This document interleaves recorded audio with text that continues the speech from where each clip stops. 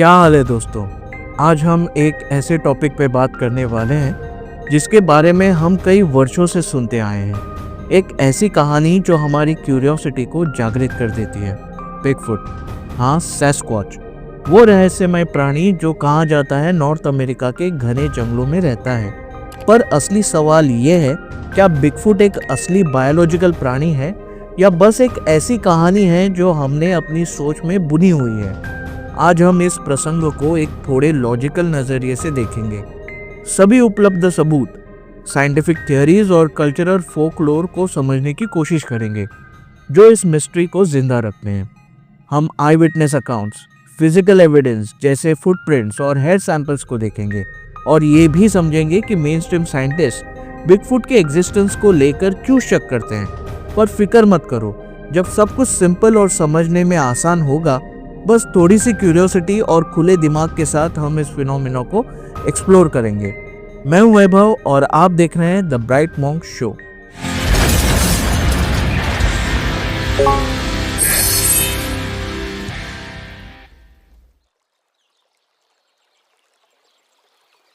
तो चलिए पहले ये समझते हैं कि बिगफुट असल में क्या है। हम सब ने सुना है बिगफुट एक विशाल एप जैसा क्रीचर है। कहा जाता है कि पैसिफिक नॉर्थ वेस्ट फॉरेस्ट में दिखा गया है। आपने भी ये कहानी सुनी होगी और शायद आपको भी ये सोचने का मन होता होगा कि क्या सच में ये हो सकता है या फिर ये सब कुछ सिर्फ एक मनगढ़ंत कहानी है। बिगफुट का सबसे पहला वाइडली रिपोर्टेड इंसिडेंट 1958 में हुआ था, जब एक logging company worker Jerry crew ने ब्लफ क्रीक कैलिफोर्निया के पास 24 इंच बड़े फुटप्रिंट्स देखे। इन फुटप्रिंट्स ने तो जैसे मीडिया में हंगामा मचा दिया था और फिर बिगफुट का ट्रेंड शुरू हो गया। लेकिन ये सोचिए, इन सभी रिपोर्ट्स और आई विटनेस अकाउंट्स के बावजूद भी अब तक कोई सॉलिड अनडिनाइबल प्रूफ नहीं मिला है। There is no scientific proof Bigfoot exists. Dr. Jeff Meldrum, professor of anthropology at Idaho State University. Doctor Jeff Meldrum एक ऐसे स्कॉलर हैं जो बिगफुट पर रिसर्च करते हैं। उन्होंने कई बार कहा है कि कई लोग बिगफुट देखने का क्लेम करते हैं, लेकिन कोई वेरीफाइड साइंटिफिक प्रूफ नहीं है जो ये साबित करे कि ऐसा कोई क्रीचर एग्जिस्ट करता है। डॉक्टर जेफ मेल्ड्रम का ये स्टेटमेंट बिगफुट के लिए साइंटिफिक व्यू पॉइंट दर्शाता है। उनका कहना है कि जबकि साइटिंग्स काफ़ी है पर अब तक कोई सॉलिड प्रूफ नहीं मिला है, वो ज़्यादा रिसर्च करने की बात करते हैं। डॉक्टर मेल्ड्रम, जो कि प्राइमेट एनाटॉमी के एक्सपर्ट हैं, कह रहे हैं कि अगर बिगफुट जैसा क्रीचर एग्जिस्ट करता तो हमें इसके बारे में और एविडेंस मिलना चाहिए, जैसे कि बोन्स या क्लियर फुटप्रिंट्स। उनका मानना है कि रियल और रिपीटेबल एविडेंस होनी चाहिए जो अभी तक बिगफुट के केस में नहीं मिले हैं। तो क्या हो सकता है? क्या सच में एक ऐसा प्राणी है जो अभी तक डिस्कवर नहीं हुआ, या फिर बिगफुट बस हमारी कल्पना का एक हिस्सा है? हम इस सवाल का जवाब ढूंढेंगे रियल वर्ल्ड एविडेंस में, और लॉजिक के साथ मेरे साथ बने रहिए। क्या ये कहानी सच है? चलो सबसे पहले बिगफुट की हिस्ट्री को समझते हैं। क्या आपको पता है कि बिगफुट जैसे क्रीचर्स नेटिव ट्रेडिशनल स्टोरीज में कई सालों से उनका जिक्र किया गया है। जैसे सालिश और चिनुक जैसे ट्राइब्स अपने स्टोरीज में सैस्क्वाच या सुक्कुकम की बात करते हैं, जो बड़े बीइंग्स होते हैं जो रिमोट और वाइल्ड जगह पे रहते हैं। ये अकाउंट्स काफ़ी इंटरेस्टिंग है क्योंकि ये दिखाते हैं कि बिगफुट की कहानी 20th सेंचुरी में नहीं शुरू हुई थी, बल्कि ये क्रीचर्स पुरानी कहानियों का हिस्सा थे जिन्हें काफ़ी लोग अपनी लाइफ में देख चुके थे। अब अगर हम मॉडर्न टाइम्स की बात करें तो हज़ारों साइटिंग्स हैं, खासकर पैसिफिक नॉर्थवेस्ट और एपेलेचियन माउंटेन्स के एरिया में, जो डेंस फॉरेस्ट और वाइल्ड लाइफ से भरे हुए होते हैं। बहुत सारे लोग कहते हैं कि उन्होंने एक 7 से 10 फुट लंबा क्रीचर देखा जो डार्क फर से कवर्ड था और जंगल में तेजी से दौड़ रहा था।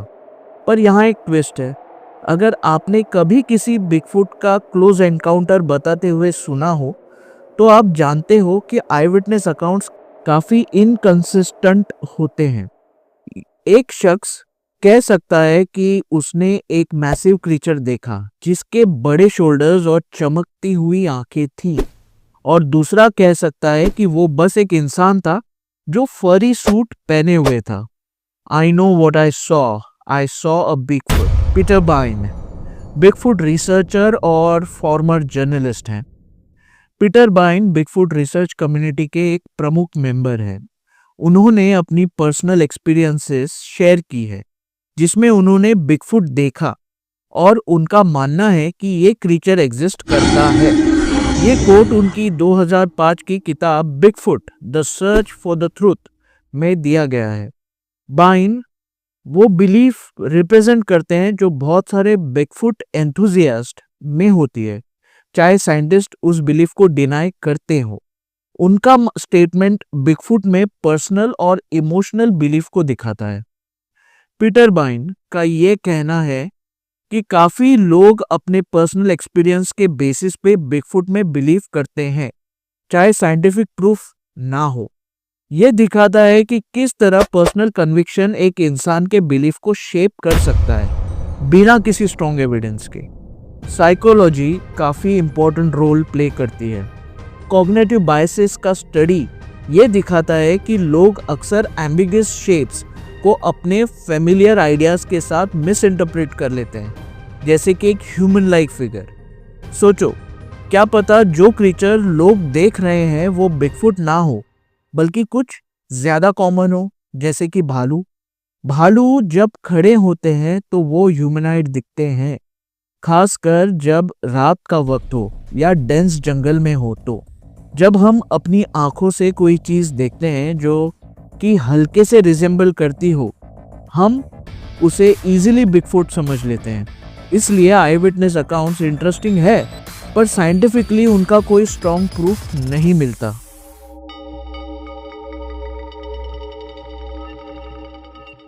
अब चलिए बात करते हैं फिजिकल एविडेंस की। सबसे फेमस प्रूफ का हिस्सा है वो 1958 का ब्लफ क्रीक के फुटप्रिंट्स, जो 24 इंच से ज्यादा बड़े थे।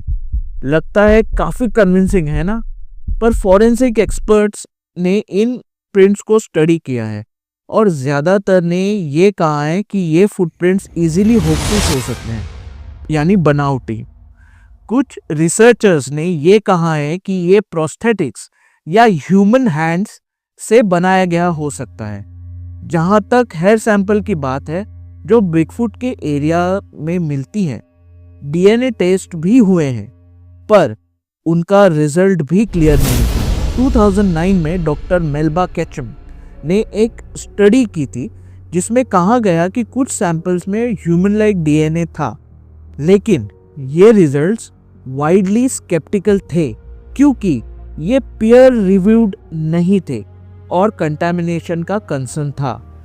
बाद में टेस्ट ने ये कंफर्म किया कि ज़्यादातर हेयर सैंपल बेयर्स यानी भालू, डियर यानी हिरन और दूसरे नोन एनिमल्स या दूसरे नोन मैमल्स के थे, तो वहाँ भी कोई सॉलिड प्रूफ नहीं मिला।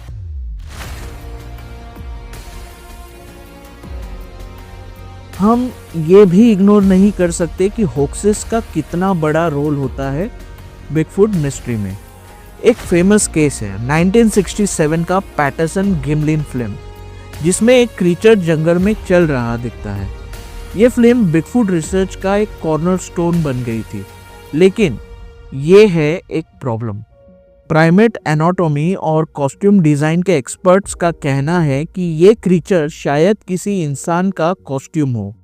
फिल्म के मूवमेंट, प्रोपोर्शंस और इनकंसिस्टेंसीज इस बात को सपोर्ट करते हैं कि ये असली एनिमल नहीं था। और ये कहानी यही खत्म नहीं होती। 2008 में जॉर्जिया में एक फेक बिगफुट बॉडी डिस्कवर हुई थी, जो बाद में एक होक्स निकली। ऐसे इंसिडेंट्स बिगफुट के सपोर्टर्स की क्रेडिबिलिटी को हर्ट करते हैं और उनके एविडेंसेस पर शक करने पर मजबूर कर देते हैं। What we are dealing with here is an urban legend, Dr. John Binder Nagel, wild life biologist.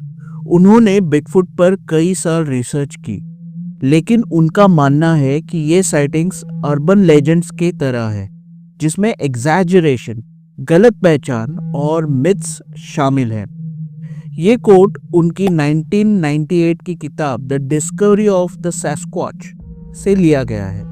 Doctor binder नेजिल कह रहे हैं कि बिगफुट एक मिथ है जो ह्यूमन इमेजिनेशन और सोशल साइकोलॉजी से बना है, ना कि एक रियल क्रिएचर। डॉक्टर बिंडर नेजिल कह रहे हैं कि हमारे ज्ञान में कभी कभी चीज़ों को गलत समझ लेने की टेंडेंसी होती है, जिससे हम सोचने लगते हैं कि हमने बिगफुट देखा।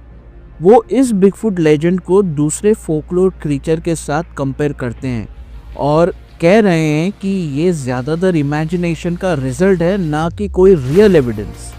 और मिस आइडेंटिफिकेशंस, वही भालू की बात करते हैं। दूर से देखने पर भालू काफ़ी ह्यूमनॉइड लग सकता है जब वो खड़ा होता है, और जब लोग पैरेडोलिया का शिकार होते हैं, मतलब वो प्रोसेस जिसमें हम फेमिलियर शेप्स देखते हैं, तो बिगफुट का इल्यूजन और भी बढ़ जाता है।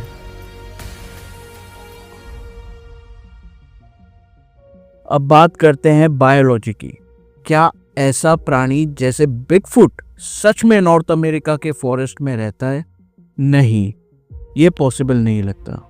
बिगफुट को अपनी जिंदगी के लिए काफ़ी खाना चाहिए और बायोलॉजिकल ट्रेसेस जैसे बोन्स, ड्रॉपिंग्स भी छोड़नी चाहिए, लेकिन आज तक कुछ नहीं मिला।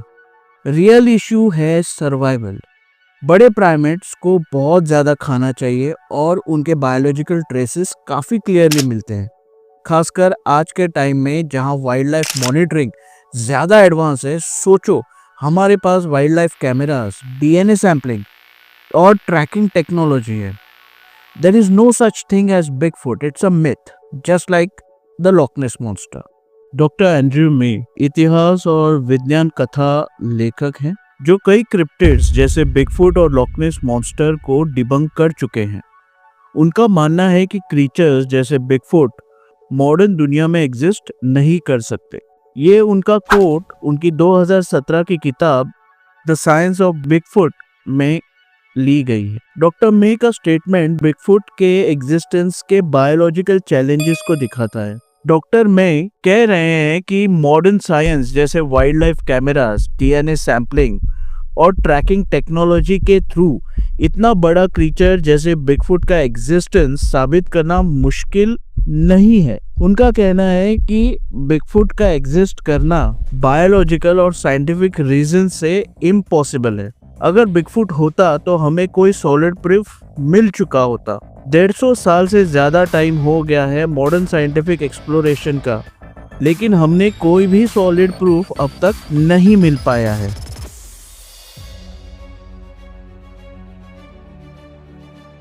तो क्या कंक्लूजन है? हमने जो एविडेंस देखा उसके बेसिस पर बिगफुट का बायोलॉजिकल एग्जिस्टेंस होना बहुत मुश्किल लगता है। आई विटनेस रिपोर्ट्स, फुटप्रिंट्स और हेयर सैंपल सब इनकंक्लूसिव है और कोई ऐसा पीयर रिव्यूड साइंटिफिक प्रूफ नहीं मिला जो बिगफुट के एग्जिस्टेंस को प्रूव करे। लेकिन इसका मतलब ये नहीं कि ये मिस्ट्री इंटरेस्टिंग नहीं है। ये है।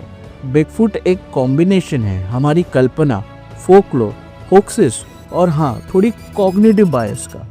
जो चीज़ बिगफुट को इतना फैसिनेटिंग बनाता है वो है हमारी क्यूरियोसिटी और अननोन चीज़ों से हमारा इंटरेस्ट।